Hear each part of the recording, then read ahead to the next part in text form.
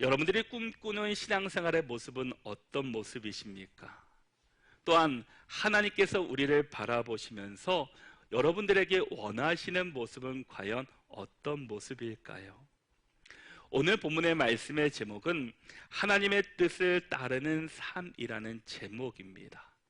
어떻게 보면 우리의 신앙의 모습도, 하나님께서 우리에게 요구하시는 신앙의 모습 또한 하나님을 따르는 삶이 무엇인지를 깨닫고 하나님의 삶을 따라가는 것이, 순종하는 것이 또 우리가 하나님께 올려드리는 신앙의 모습이기도 하고 하나님께서 우리에게 원하시는 모습일 것입니다. 17세기에 영국의 청교도였던 그 존 버년이라는 사람이 있습니다. 이 복음을 전하다가 그가 감옥에 잡히게 되었습니다. 감옥에 들어간 그날 밤에 그는 하나님께 이렇게 기도했다고 합니다. 하나님, 저를 이곳에 들어오게 하신 이유가 무엇입니까? 제 인생의 이 감옥을 허락하신 하나님의 뜻을 알려주십시오. 그래서 이곳에서의 시간을 헛되게 보내지 않도록 도와주십시오. 제가 여기서도 하나님의 뜻을 이룰 수 있게 해 주십시오 라고 기도했다고 합니다. 그리고 바로 이튿날부터 이제 소설을 쓰기 시작합니다. 그 소설이 무엇이냐? 우리가 잘 알고 있는 철로 역정이라는 책입니다. 이 책은 세대를 또 시대를 구분하지 않고 그 시대를 뛰어넘어서 지금까지도 많은 사람들에게 알려주는 책이고 또 우리 그리스도인들이 꼭 읽어야 하는 고전이기도 합니다. 그것은 많은 그리스도인들에게 용기와 격려를 주고 우리가 신앙생활을 하면서 천국에 이르기까지 어떤 일들도 우리가 어떻게 또 겪을 것인가에 대해서 자세하게 또한 우리에게 말씀해 주고 있습니다. 하나님은 절망과 낙심의 감옥의 위대한 창조의 자리로 그를 변화시켜 주셨고 존 버년은 그 계획의 전심으로 응답하였습니다. 모든 그리스도인들이 꿈꾸는 것은 하나님의 뜻을 알고 깨닫고 그 뜻 안에 살아가기를 우리는 모두 원합니다. 내게 주어진 자리에서 과연 하나님의 뜻은 무엇인가 알기를 원하고 그 하나님의 뜻 안에서 살아가기를 원하는 것이 저와 여러분들의 소망이고 꿈일 것입니다. 그것이 지식적으로 아는 것이 아니라 정말 하나님 안에서 살아가는 모습이 무엇인지를 알기를 원합니다. 하지만 우리의 모습이 어떻습니까? 그 뜻을 알고 그대로 살아가기를 원하지만 우리의 모습을 돌아보면은 우리는 늘 지식적이었고 경험적이었고 눈에 보이는 것을 쫓아가다 보니까 하나님의 뜻과 다른 것, 하나님께서는 이쪽으로 가라고 하시지만 우리는 억지로 하나님의 일로 끌고 와서 하나님이 가는 길이 이 길이라고 우리가 단정하고 때로는 우리가 그 길을 가고 있습니다. 모든 그리스도인들이 하나님의 말씀에 순종하며 하나님의 뜻 안에 살고자 싶지만 우리의 생각처럼 왜 잘 되지 않을까요? 왜 하나님의 뜻대로 우리가 살아가지 못할까요? 그것은 바로 우리의 죄 때문입니다. 우리의 죄된 습관 때문에 그렇다는 겁니다. 우리 예수님의 십자가의 은혜로 우리는 속량되었고 구원을 입은 사람들입니다. 하나님의 은혜를 입은 사람들이다라는 겁니다. 이 말을 다시금 말한다면 우리의 신분이 바뀌었다라는 의미이기도 합니다. 우리가 그전에는 마귀의 종으로 살았던 우리가 예수 그리스도의 은혜로 말미암아 하나님의 자녀가 되었습니다. 그러면 우리는 하나님의 자녀답게 하나님의 말씀대로 순종해야 되는데 우리가 죄된 본성이 있다 보니까 하나님이 아닌 계속해서 옛 습관으로 옛 자로 우리가 돌아가려고 한다라는 겁니다. 그런데 우리의 신분이 바뀌었고 우리의 주인이 바뀌었음에도 불구하고 우리는 여전히 죄 가운데 살아가고 있습니다. 죄의 모습이 무엇입니까? 그것은 나의 힘으로 살아가는 겁니다. 하나님의 자리에 내가 서 있는 겁니다. 하나님이 필요 없다라는 겁니다. 내 힘, 내 지혜, 내 능력으로 얼마든지 할 수 있다고 여기는 것이 바로 죄의 모습입니다. 그런데 우리는 하나님의 뜻이 아닌 여전히 내 주인이 나라라는 겁니다. 하나님의 말씀을 알고 예수님을 알지만 주님의 뜻대로 살지 않습니다. 하나님을 의지하지만 그 안에 내 뜻이 우선순위 되고 있습니다.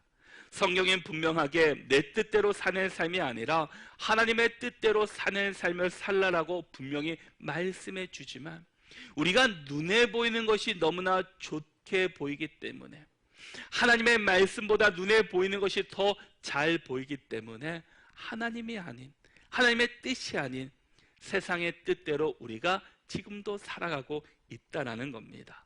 근데 우리는 여전히 하나님의 뜻이 아닌, 여전히 내가 주인이 되고 내 경험과 내 생각을 가지고 우리는 살아갑니다. 그러니 아무리 우리가 하나님의 뜻을 따르는 삶을 살아가고자 하지만 그것이 참 어렵다라는 겁니다. 그런데 오늘 본문의 말씀에서 분명히 우리에게 이것을 말씀합니다.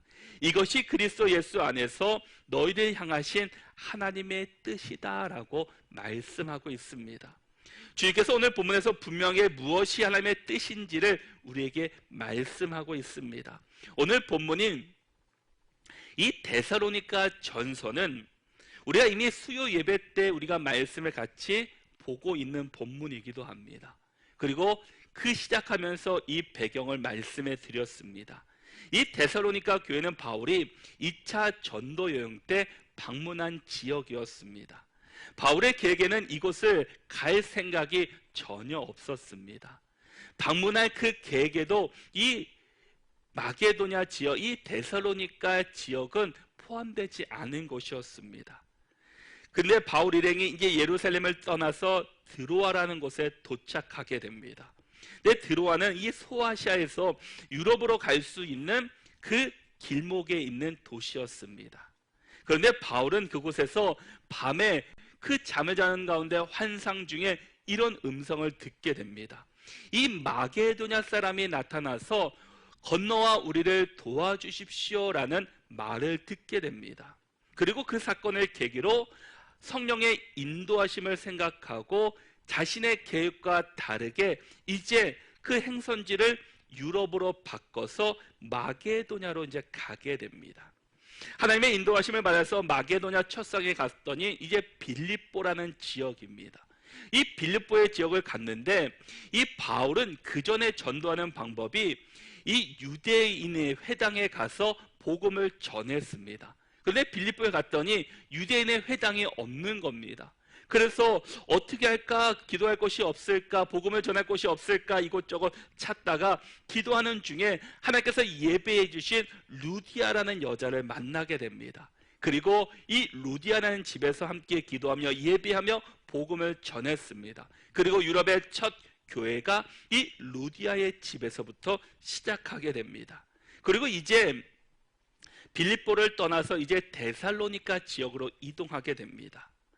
데살로니가 도착해서 바울은 그 전에 했던 대로 유대인의 회당에 가서 이제 복음을 전하기 시작했습니다.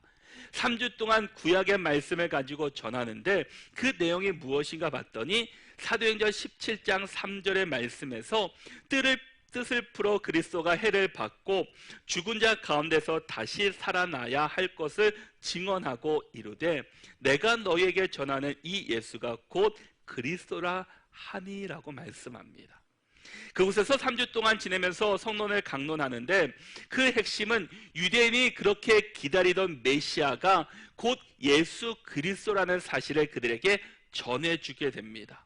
그로 인해서 야손과 아리스다고 그 세곤도 등과 같은 당시의 유대인들의 복음을 받아들여서 그들이 회심하고 그리스도인이 되었습니다. 또한 그동안 유대인으로부터 단편적으로 율법을 들어왔던 이 경건한 이 헬라인들의 다수도 복음을 받아들였고 또 그 중에서는 기부인들도 포함되어 있었습니다. 바울은 3주간 데살로니가에서 복음을 전했지만 그 복음을 듣고 회심한 자들이 많이 있었습니다. 그런데 그 일로 인해서 그 지역에 문제가 생기게 됩니다.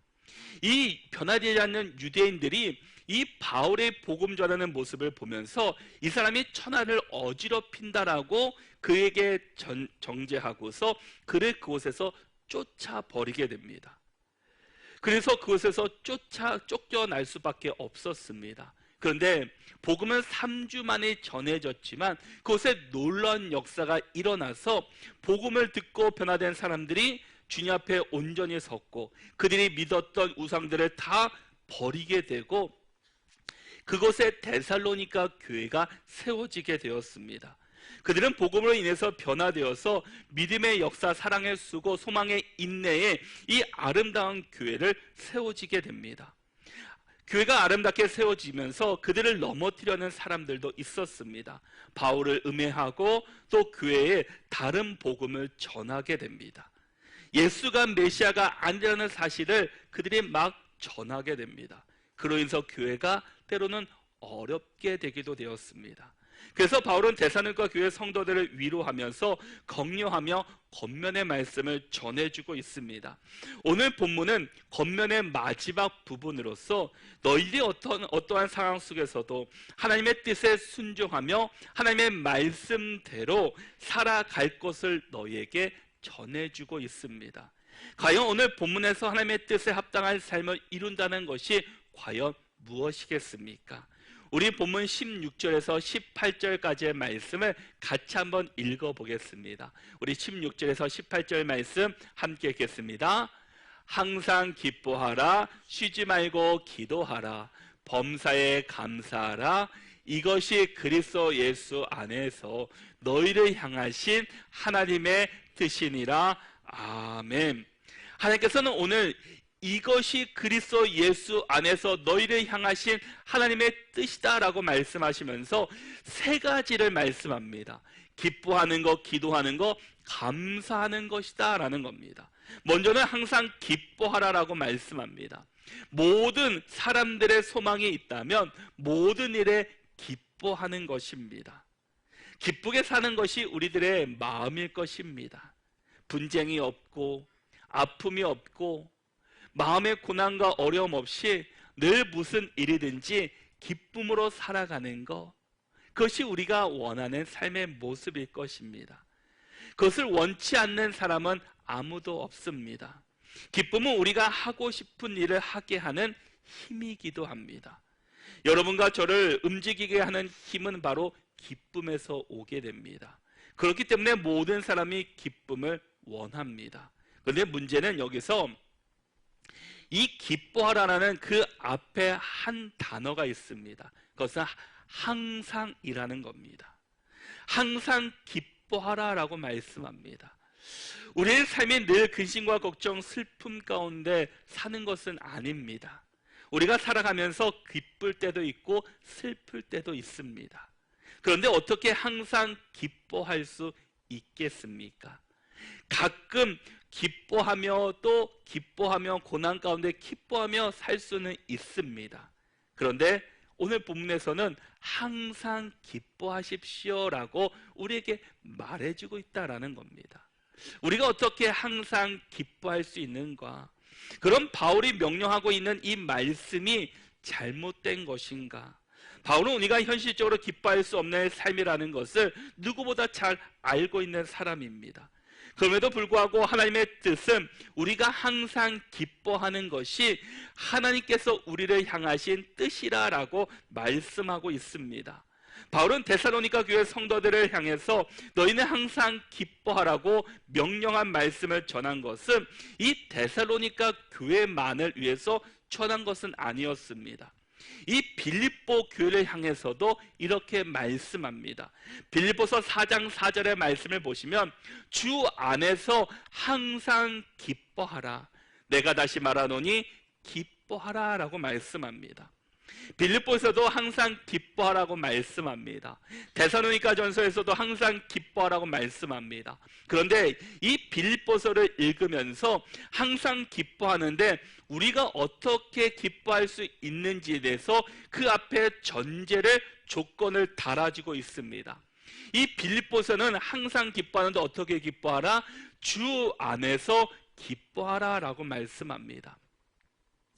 이 말씀은 우리가 어떻게 해석할 수 있겠습니까? 현실적으로는 우리가 항상 기뻐하는 것은 매우 어렵습니다.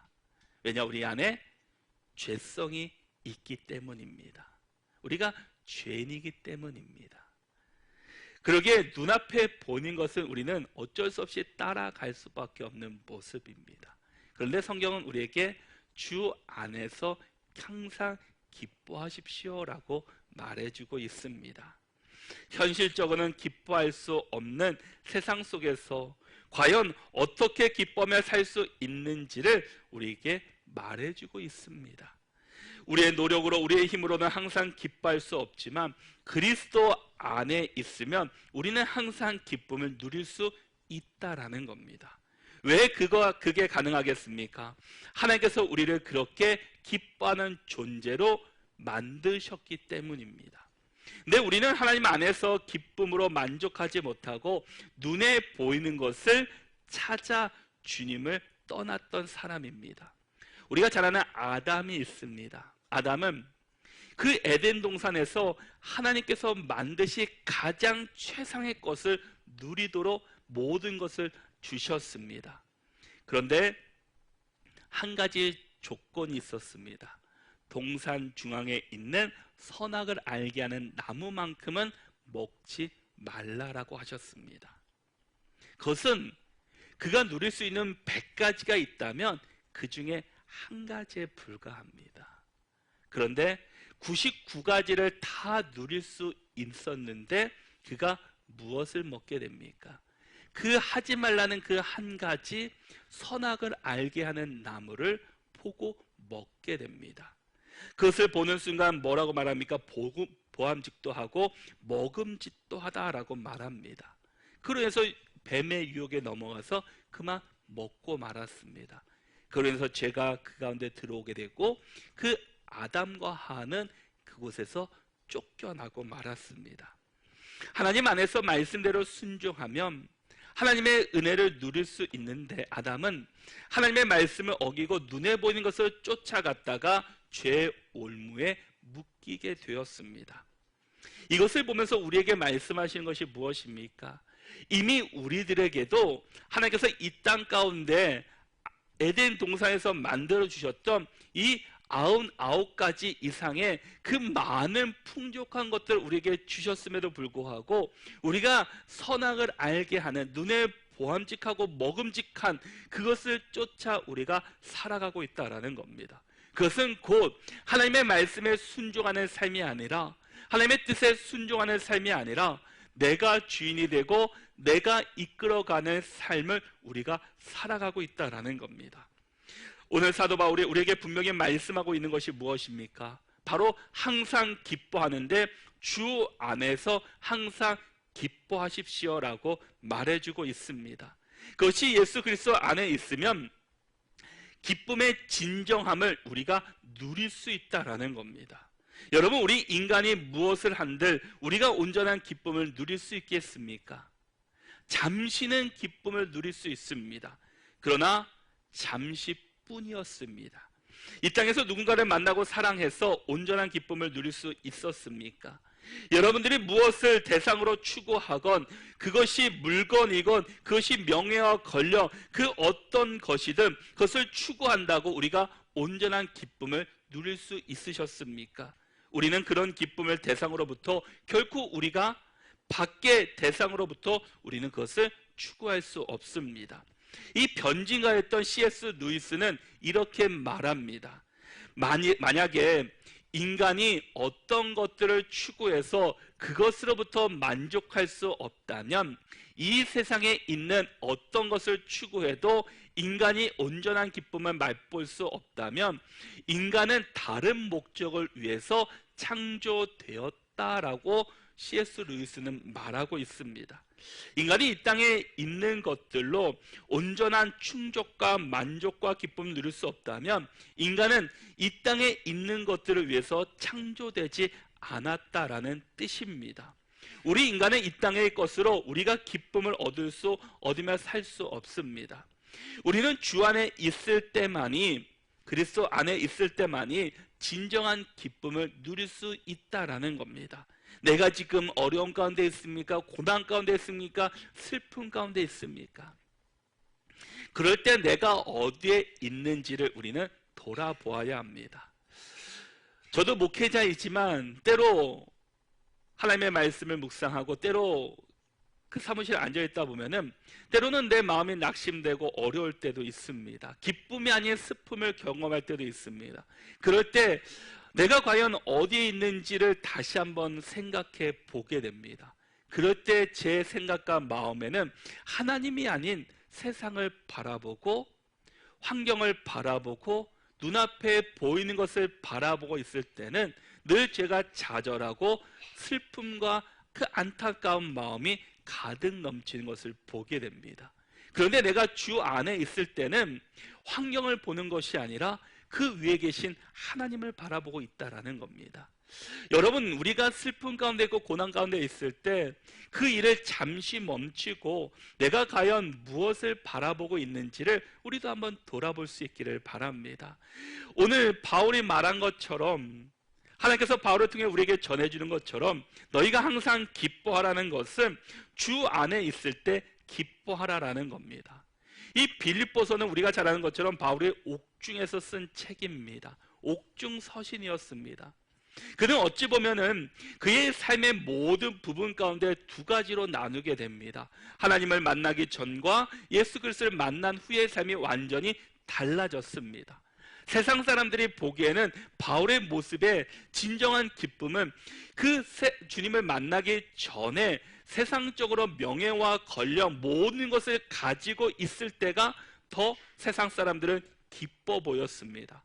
그러나 바울은 자신이 고백하기로는 예수 그리스도를 만나고 나서 늘 그는 복음을 전하면서 늘 고난을 당했고 어려움을 당했고 맞지 말아야 될 매도 맞았고 죽을 고비도 수없이 넘겼습니다.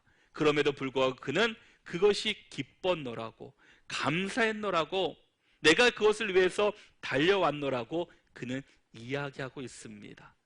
과연 우리는 무엇으로 해서 기쁨의 조건을 삼고 계십니까? 우리가 눈에 보이는 조건이 아닌 정말 주 안에서 예수님 때문에 기쁨을 찾을 수 있는 우리 모두가 될 수 있기를 바랍니다. 두 번째는 17절에 말씀하시는 것처럼 쉬지 말고 기도하라고 말해주고 있습니다. 쉬지 말고 기도하라는 것은 기도를 멈추지 말라라는 말입니다. 우리의 기도를 보면 문제가 생길 때는 기도합니다. 눈앞에 큰 문제를 만날 때 우리는 기도의 자리를 나옵니다. 그런데 오늘 말씀에서 쉬지 말고 기도하라는 것은 우리의 기도가 문제가 어려움이 있을 때만 기도하는 것이 아니라 기쁠 때나 슬플 때나 우리의 기도의 끈을 놓지 말라라는 겁니다. 기도를 멈추지 말라라는 겁니다.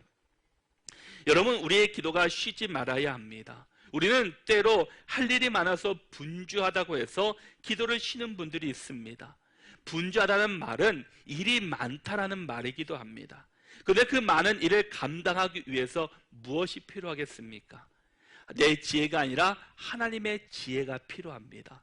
그러기 위해서 더 기도해야 된다는 겁니다. 어떤 분은 기도의 응답이 속히 오지 않는다고 해서 낙심하고 기도를 쉬는 분들이 있습니다. 예수님께서 비유로 말씀하시면서 쉬지 말고 응답될 때까지 꾸준히 기도하라고 말씀하셨습니다. 어떤 분은 일이 자기 뜻대로 되지 않는다고 해서 기도를 쉬는 분들도 있습니다. 어떤 분들은 역경과 환난 속에서 기도를 쉬는 분들도 있으나 그와 반대로 환난이 있지만 그것을 극복하기 위해서 기도에 힘쓰는 분들도 있습니다. 우리가 다니엘의 기도를 잘 알고 있습니다. 그는 왕 외에 다른 신에게 기도하는 사람은 사자굴에 넣을 것이라는 조서가 온 나라에 퍼지게 됩니다.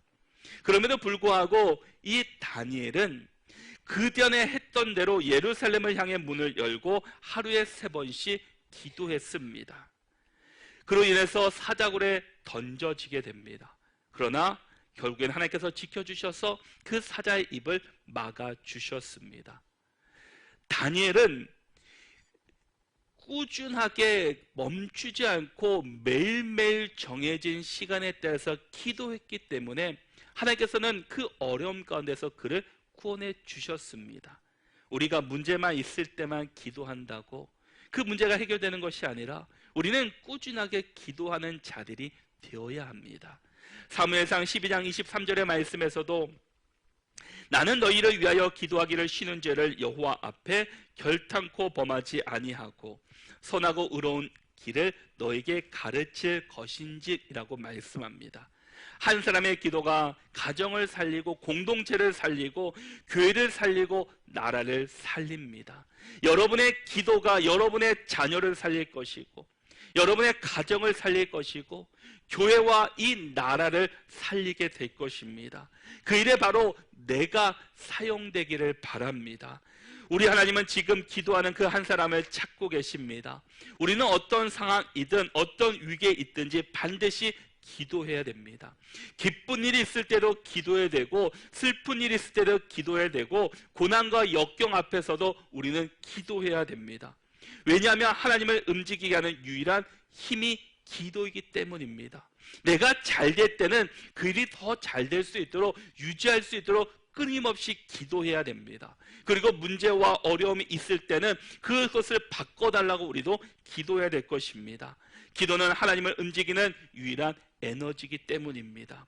하나님은 우리가 기도할 때 반응해 주십니다. 우리가 기도할 때 하나님께서는 일하여 주십니다. 그래서 요한복음 16장 24절에서도 지금까지는 너희가 내 이름으로 아무것도 구하지 아니하였으나 구하라 그리하면 받으리니 너희 기쁨이 충만하리라 라고 말씀합니다.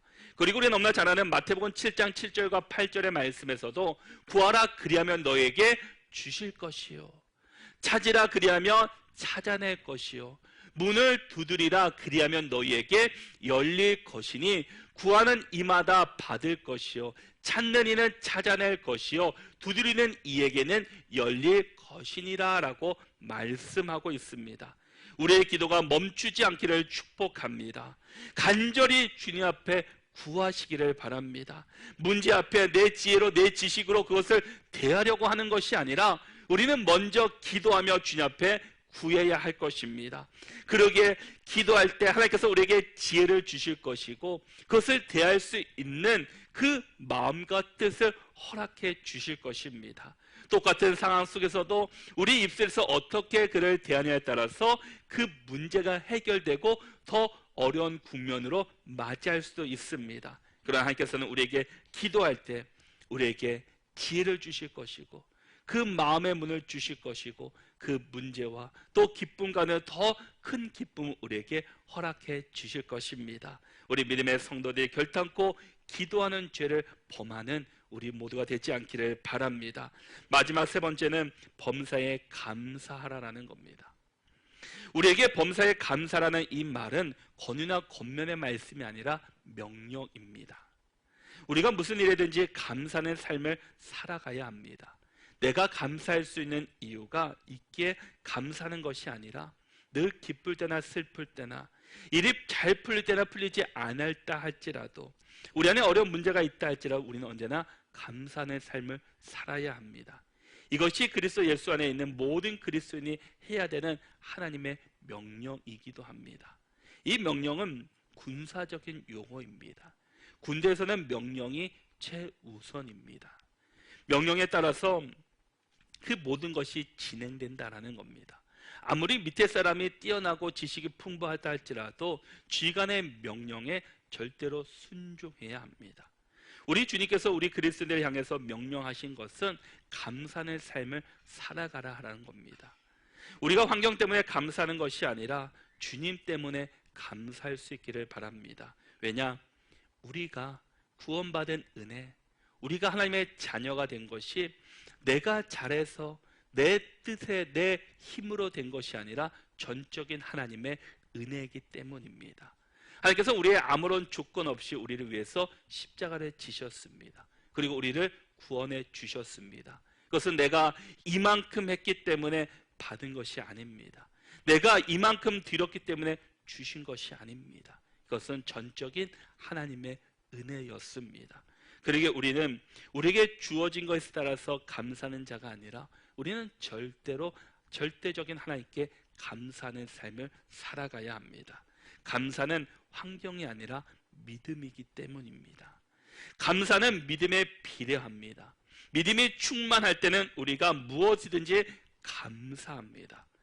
내가 고난 가운데 있다 할지라도 내가 어려움 중에 있다 할지라도 감사하게 됩니다. 이것 또한 하나님의 뜻으로 바라보기 때문입니다. 그런데 우리의 믿음이 연약할 때는 우리 안에 있는 것이 감사가 아니라 불평과 원망이 되고 맙니다. 우리의 믿음이 연약하면 이 고난 가운데 어려움이 있는 것이 늘 불평이고 불만입니다. 그러나 우리 믿음이 또 견고해지면은 어려움 가운데 있다 할지라도 그것을 우리는 감사로 받아들이게 됩니다. 왜냐하면 그 안에 하나님의 뜻이 있을 것을 믿기 때문입니다. 우리 그리스도인들이 지금 내 형편은 어렵고 내 상황은 힘들지만 그럼에도 불구하고 우리에게 은혜를 베풀어 주시고 지켜주시는 주님이 있다는 것을 기억하며 늘 감사의 제목을 고백하시고 늘 감사의 삶을 이뤄갈 수 있는 우리 모두가 될 수 있기를 바랍니다. 여러분, 우리가 기뻐하고 또 기도하고 감사로 살 수 있는 이유가 무엇입니까? 오늘 본문에서 너무나 중요한 말씀을 19절에서 22절에서 우리에게 전해주고 있습니다. 우리 같이 한번 19절에서 22절 말씀을 함께 읽겠습니다. 성령을 소멸하지 말며 예언을 멸시하지 말고 범사에 헤아려 좋은 것을 취하고 악은 어떤 모양이라도 버리라. 아멘. 우리 안에 항상 기뻐하고 쉬지 말고 그 기도하고 범사에 감사할 수 있는 이유는 우리가 주 안에서 있어야 합니다. 그러기 위해서 성령으로 충만해야 되고 예언이 무엇입니까? 하나님의 말씀에 순종해야 된다라는 겁니다. 그리고 죄로부터 우리는 멀어져야 합니다.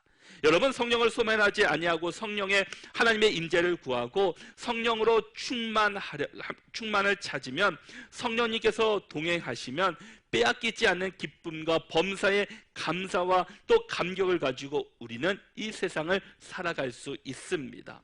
성령에 충만하고 하나님의 말씀에 순종하는 삶을 이루어갈 때 주님 때문에 기뻐할 수 있고 기도할 수 있고 감사할 수 있습니다.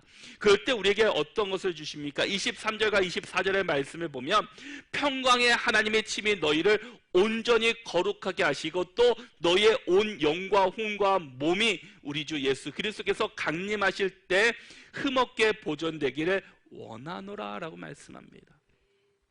평강의 하나님께서 너희를 지켜주신다라는 겁니다. 여러분, 우리 예수님을 생각할 때 어떤 것이 생각나십니까? 우리가 예수님을 생각할 때 십자가와 부활을 말합니다. 우리가 많은 사람들이 영광을 이야기할 때 고난 없는 영광이 없다라는 말을 합니다. 우리 예수님을 우리가 믿는 것은 십자가와 부활입니다. 근데 우리가 늘 이 부활에만 집중되어 있습니다. 부활에서 그 영광 가운데 살아갈 하나님의 나라, 천국, 그 좋은 것들만 이야기합니다.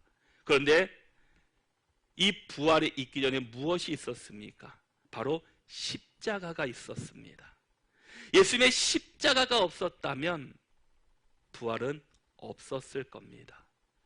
근데 많은 사람들이 십자가는 다 걷어두고 이 부활만을 바라봅니다. 곧 하나님의 나라, 그 영광 중에 모든 금은 보화가 있는 아름다운 그 하나님의 나라만 우리가 기억하고 있다는 겁니다. 그런데 우리가 이 십자가의 길을 걷지 않으면 이 부활이 우리에게 주어지지 않는다라는 겁니다. 우리가 하나님의 뜻 안에서 살아간다는 거, 항상 기뻐하라, 쉬지 말고 기도하라, 범사에 감사하는 거 참 쉽지 않고 어려운 길입니다. 그러나 그 길이 십자가라는 것을 기억하고 그 길을 걸어갈 때 그 끝에는 부활이라는 영광의 하나님의 나라가 우리에게 예비되어 있음을 기억할 수 있기를 바랍니다. 그래서 우리 모두가 그 십자가의 길, 오늘 본문 가운데서 우리에게 말씀하시는 것처럼 항상 기뻐하라, 쉬지 말고 기도하라, 범사에 감사하는 그 삶을 살아갈 수 있는 저와 여러분들이 될 수 있기를 바랍니다.